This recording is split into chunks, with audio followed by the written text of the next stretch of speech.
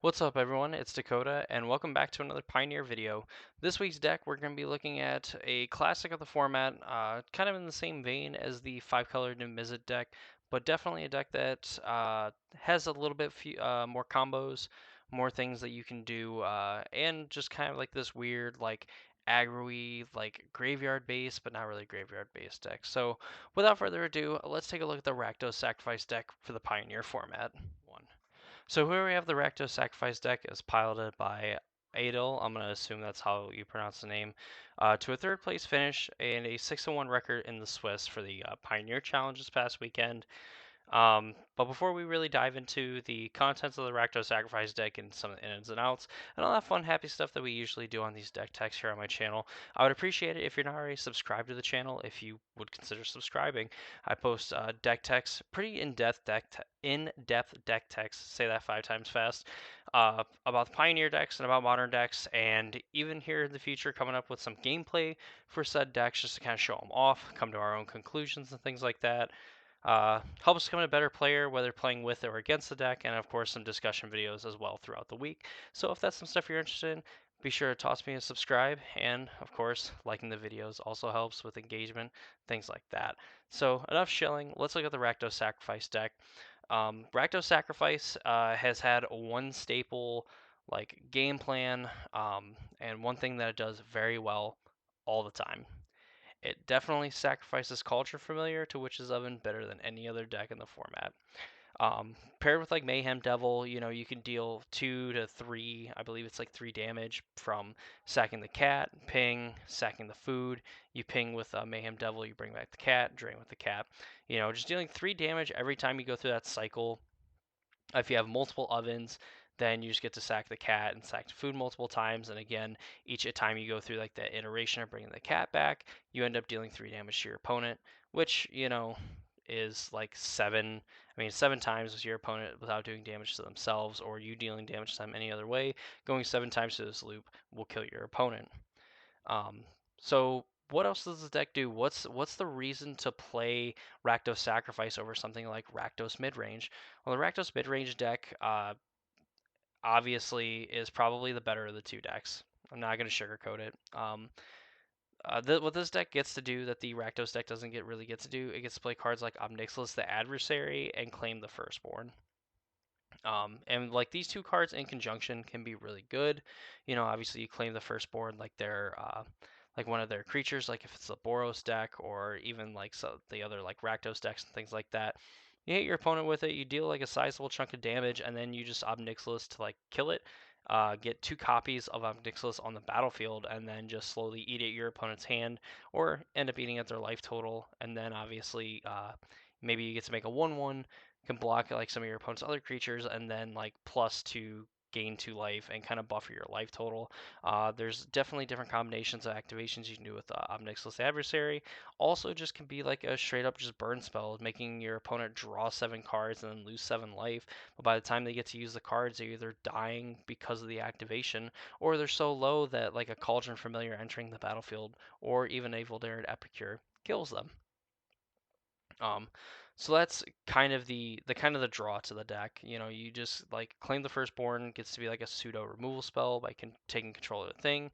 You hit them with it, and then you either draw cards with like Village Rites and Deadly Dispute, make food with Witch's Oven, or just make another copy of Obnixilis the Adversary, which is objectively the more powerful of the other 3 like effects that you could use or the other 3 cards that you could use to sacrifice said creature, but the other ones do it more efficiently, and in the case of Deadly Dispute, kind of like pays you back by giving you a treasure, which ultimately could lead into those turns where you play Claim the Firstborn and Omnixilis, the said creature.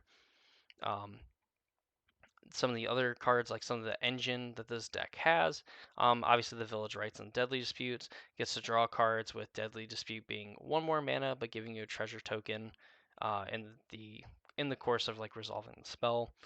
You have Blood Tithe Harvester, which is kind of like a key creature in like the Rakdos midrange deck. This time with like the blood token, obviously sacrificing it, Mayhem Devil gets a trigger. You get rid of some of these other cards, hopefully either find like Mayhem Devils or like more Witches Ovens for like Cauldron Familiars and things of that nature, or just finding more removal spells and ways to kind of like dig and draw through your deck. Voldaren Epicure, what we kind of touched on a little bit earlier, makes a blood token, so it makes your blood tithe harvesters just a little bit better, especially when it comes to killing like bigger creatures. Also getting to deal damage to your to each opponent, so getting to do like a pseudo kind of like Cauldron Familiar, just obviously not nearly as recursive. You get your value when like you play this card. Your opponent's probably not going to counter it or really do much to it, and if it eats a removal spell, then that's totally fine. And this can also just cash in to make a copy of Obnixilis Adversary. Unlucky Witness, probably the better of the two for the fact that like when this dies, so I mean like it blocks very well, as in like it usually just dies to just about any other creature. Um, and it essentially lets you impulse draw like 2 cards. So until your next turn, you can play one of the 2 cards exiled with Unlucky Witness when it dies. Also, just getting to kind of combo, if you want to call it that, with like Village Rites, Deadly Dispute, Witch's Oven, Obnixilis, so on and so forth. Um, the mana base for the deck, pretty cut and dry, honestly. 4 Blood Crypt, 4 Blightstep Pathway.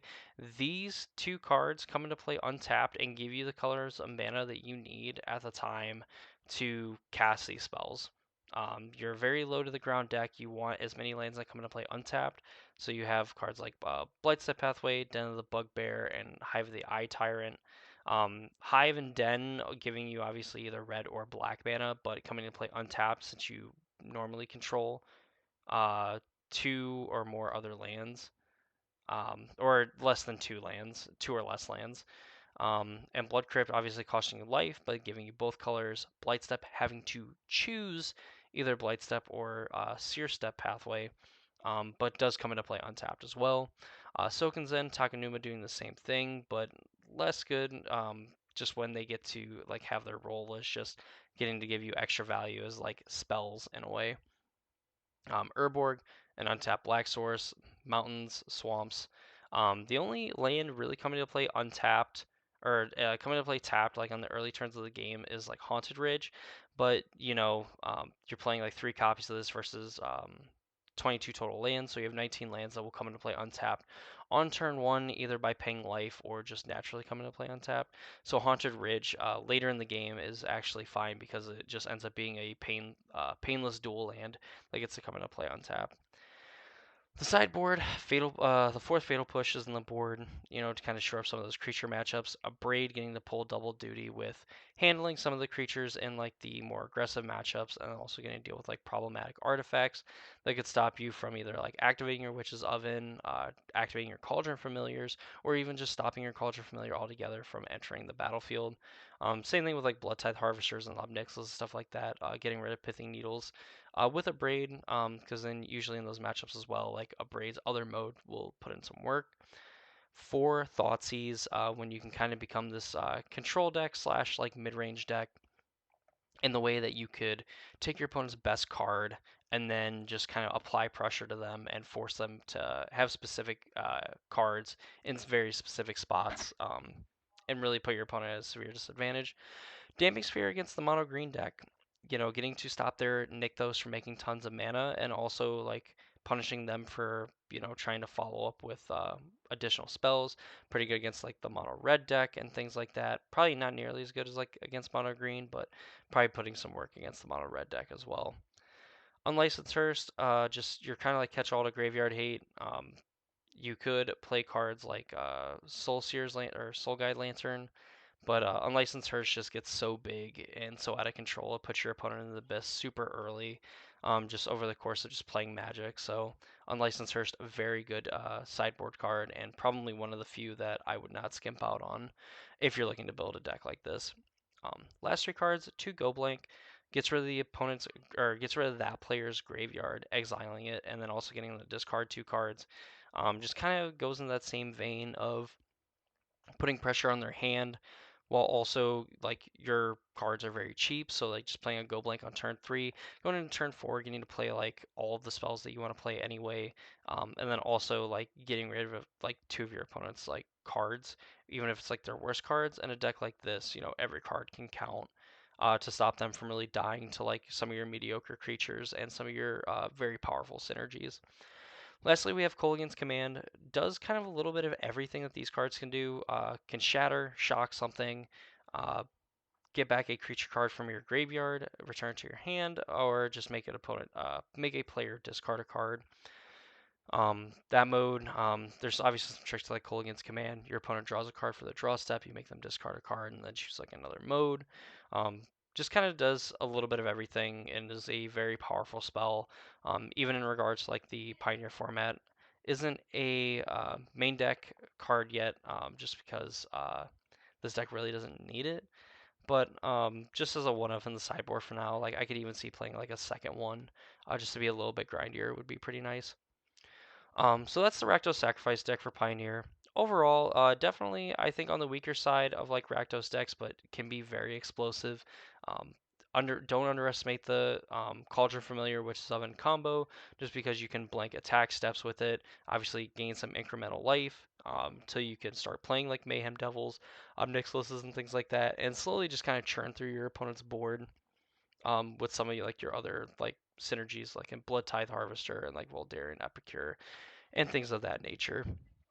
Definitely a deck that can get the jump on you if you're not prepared for it, and can punish you if you decide to use removal spells on like the wrong creatures or have ill-timed like graveyard hate and things like that. So that's gonna do it for me this video. I hope you enjoyed. If you enjoyed the video, please be sure to leave a like. Comment down below if you played the Rakdos Sacrifice deck, interested in playing it, have any other cards to add to it, so on and so forth. I would love to hear from anybody who has any sort of input whatsoever. Always open to talk strategy and things of that nature. And of course, if you are not already subscribed to the channel, please subscribe. It helps out a lot. Something easy to do, and I post multiple videos a week, so you'll definitely get your money's worth out of hitting the subscribe button. So that'll do it for me in this video. I hope you all enjoyed, and I hope to see you all in the next video.